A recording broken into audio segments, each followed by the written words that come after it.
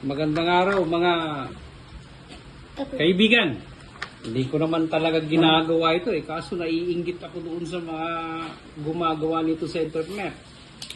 Kaya ito gagawin ko rin. Nakita ko itong mga alimango kanina sa palengke.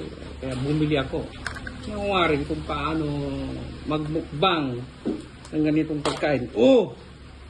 Grabe. Oh, ito orange Orange. Masarap kaya ito.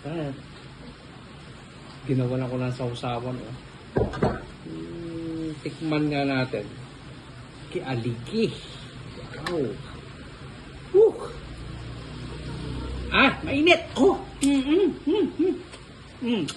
Kids, don't try this at home. Hindi pwedeng ganun-ganun ang kids, ang fingers ko.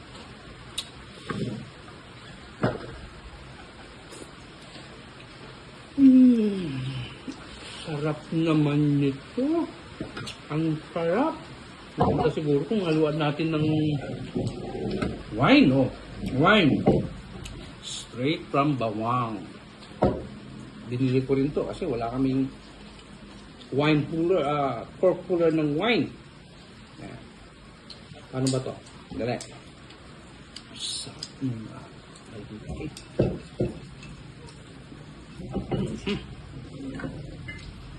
Tingnan nyo, lalagyanan ko. Lalagyanan ng beer. Laki o binili ko to sa Manila. Pero dito ko gagamitin yung wine. Hindi naman angkop yung wine at saka itong baso to. Subukan ko yung baso dito. Hirap naman buksan ito. Oh! Wine. With alimango. Ayaw! Kagating ko kaya. Ayaw!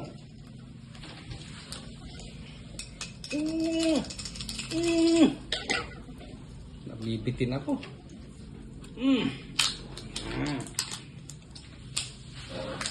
Oh, bukas na.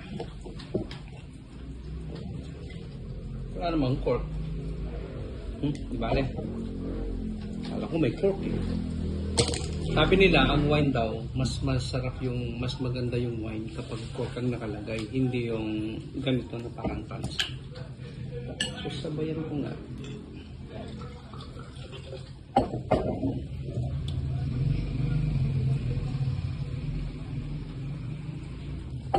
Oh, ang sarap.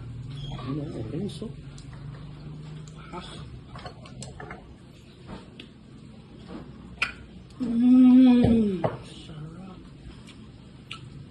Subukan nyo rin to. Punta kayong palengke. Bili kayo ng alimango. Masarap. Tapos sausawan ninyo. Gawa ninyo ng sauce. Ito po si Doc Bren. Sa susunod na aking mukbang. Abangan po ninyo.